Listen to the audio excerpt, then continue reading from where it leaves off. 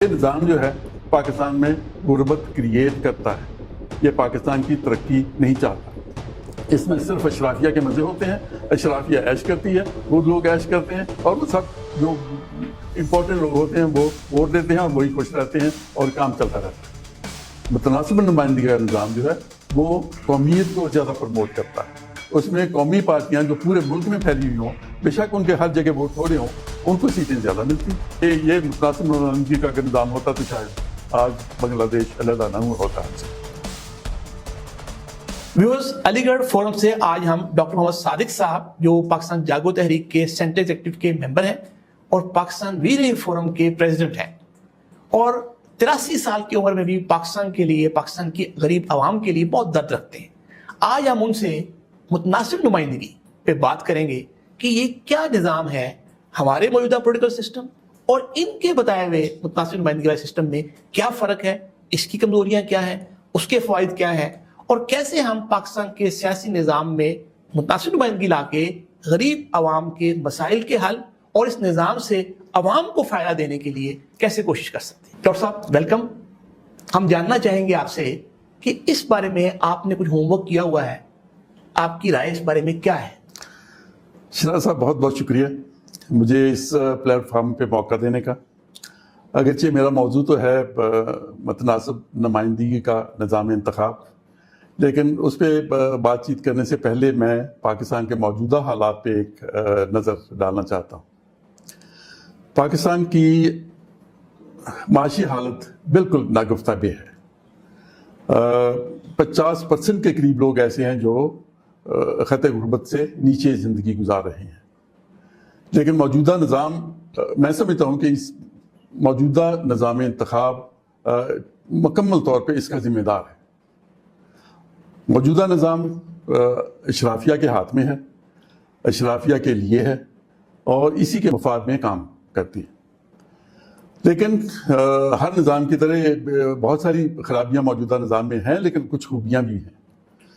مثلا آپ سوچیں کہ جس نظام کا ٹوٹل کنٹرول اشرافیہ کے پاس ہے، جن کے پاس بہت پیسہ ہے، جو ہر قسم کی ایجوکیشن افورڈ کر سکتے ہیں، وہ عام طور پہ بہت انٹیلیجنٹ لوگ ہوتے ہیں اور ان کو اپنے بچوں کو پڑھانے کے بھی بہت اچھے مواقع ہوتے ہیں۔ اس میں بڑے اچھے لوگ، بہت انٹیلیجنٹ لوگ سامنے آتے ہیں۔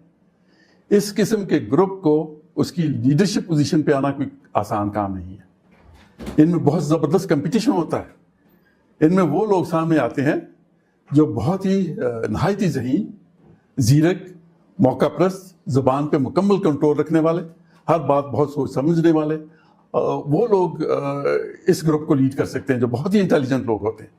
میں سمجھتا ہوں پاکستان میں بھی آج کل یہی سچویشن ہے۔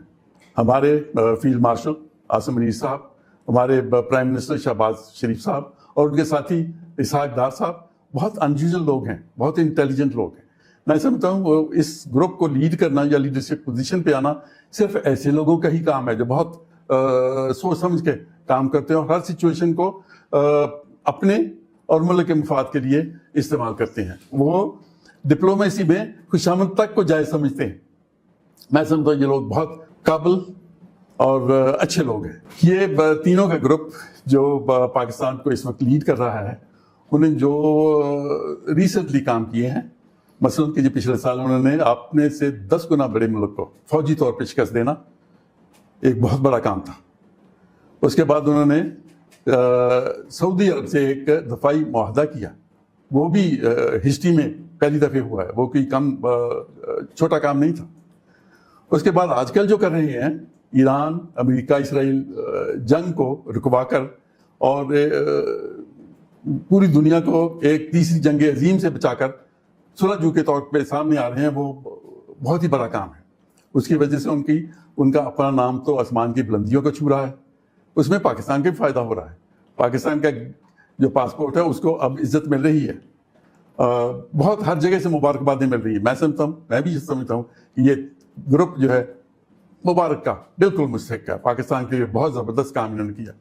لیکن یہ چیز بھی ہمیں ماننا پڑے گی کہ غریبوں کے کوئی اثر نہیں پڑا۔ انہوں نے بہت اچھے کام کیے ہیں، لیکن غریبوں کی حالت وہی ہے، ان پہ قطعاً کوئی توجہ نہیں ہے اور اشرافیہ مزے کر رہی ہے۔ تو اس کے لیے میں سمجھتا ہوں کہ اس کو نظام کو بدلے بغیر یہ کام ٹھیک نہیں ہو سکتا. اگر غریبوں کے لیے کچھ کام کرنا ہے تو آپ کو نظام انتخاب بدلنا ہوگا اور اس کو موجودہ نظام کو متناسب نمائندگی کے نظام سے بدلنا ہوگا. ڈاکٹر صاحب بہت شکریہ، آپ نے موجودہ صورتحال پہ، پاکستان کے مسائل پہ، ہماری لیڈرشپ کی کامیابی جو ہوئی ہے سفارتی سیاسی دنیا کے فورم پہ گلوبلی، اس پہ بات کی. میں آپ سے جاننا چاہوں گا کہ کیا متناسب نمائندگی محض اپنانے سے اس سیاسی نظام میں جہاں کروڑوں روپے خرچ کر کے ایم این اے بنا جاتا ہے، کروڑوں روپے خرچ کر کے ایم پی اے بنا جاتا ہے، پارٹی فنڈ، پارٹی کے جو چیئرمین، پارٹی کے فاؤنڈر ہیں وہ سارے ارب پتی نہیں بلکہ کھرب پتی ہیں. ہمارے تو M N A M P S جو ہیں وہ ارب پتی ہیں. تو کیا ڈاکٹر صاحب ہمارے ویوز کو یہ بتائیے کہ محض متناسب نمائندگی سے ہی ہمارا سارا سیاسی نظام ٹھیک ہو جائے گا؟ اس پہ روشنی ڈالیے. شراز صاحب، میں بہت ساری چیزوں پہ بات کرنا چاہتا تھا، لیکن چونکہ آپ نے سوال یہ کر دیا تو میں سمجھتا ہوں اس سوال کا جواب میں پہلے دے دیتا ہوں. متناسب نمائندگی کا جو نظام ہے، اس میں چونکہ ایک انڈیویجول الیکشن لڑتا ہی نہیں، تو اس کو جو موجودہ نظام ہے جس میں کروڑوں روپے لگا کے پھر الیکشن لڑا جاتا ہے اور عام آدمی اس میں الیکشن لڑ ہی نہیں سکتا، وہ ختم ہو جائے گا. اس میں مقابلہ پارٹیوں کے درمیان میں ہونا ہے، اور پارٹیوں کی کمپٹیشن جو ہے اس میں گورنمنٹ ان کو ایک ایکول اپرچونٹی دیتی ہے، اپنے میڈیا کو استعمال کرنے کی اجازت دیتی ہے. ان کو پارٹیوں کو ٹھیک ہے تھوڑا بہت کیمپین میں خرچ کرنا پڑتا ہے، لیکن وہ جو کانسیپٹ ہے کہ انڈیویجول کروڑوں اربوں روپے خرچ کرتا ہے وہ بالکل ختم ہو جائے گا.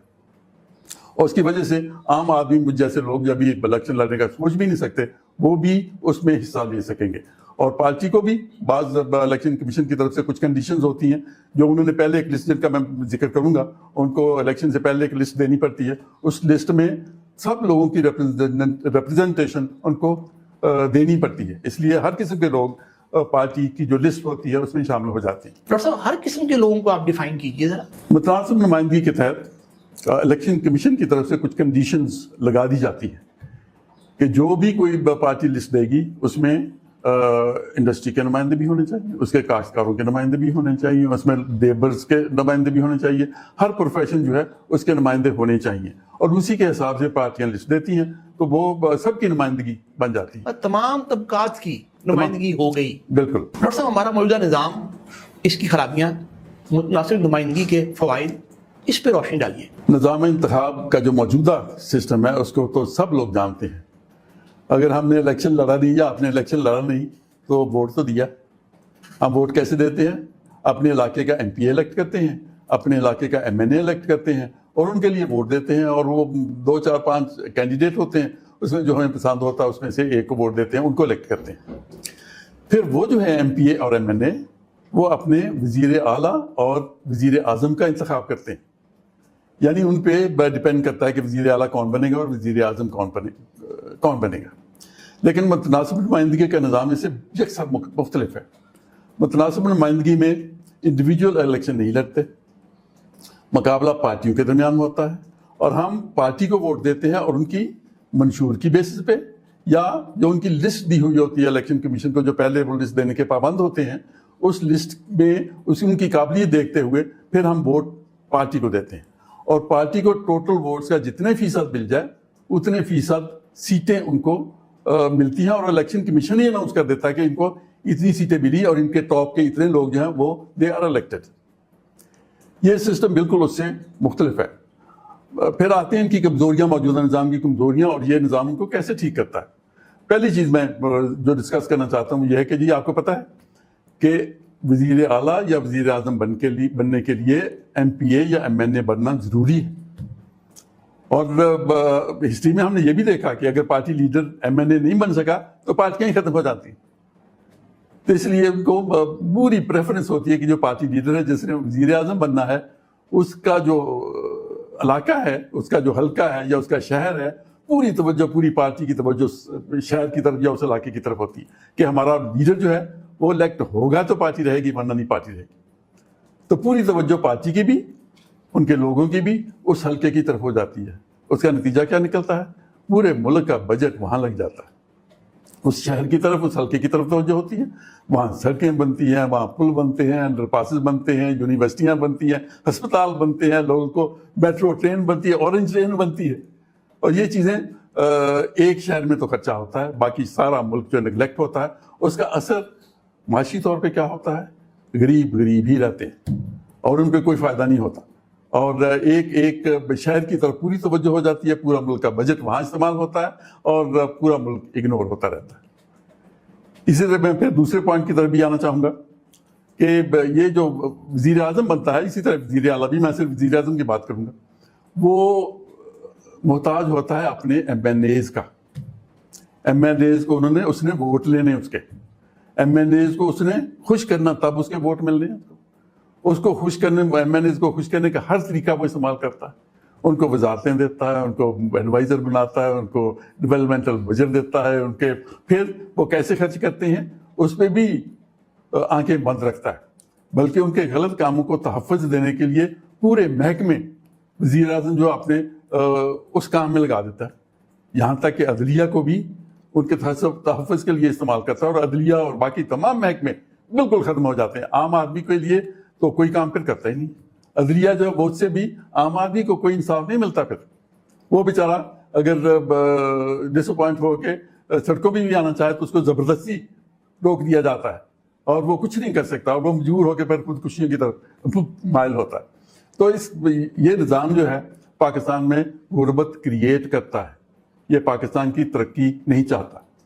اس میں صرف اشرافیہ کے مزے ہوتے ہیں, اشرافیہ عیش کرتی ہے, خود لوگ عیش کرتے ہیں, اور وہ سب جو امپورٹنٹ لوگ ہوتے ہیں وہ ووٹ لیتے ہیں اور وہی خوش رہتے ہیں اور کام چلتا رہتا ہے. متناسب نمائندگی کا نظام جو ہے یہ چونکہ پورے ملک یا پورے صوبے کے ووٹوں کو ان کی بیسس پہ ہوتا ہے سارا, کس پارٹی نے کتنے ووٹ لیے پورے صوبے میں یا پورے ملک میں, اس کے حساب سے ان کو سیٹیں ملتی ہیں.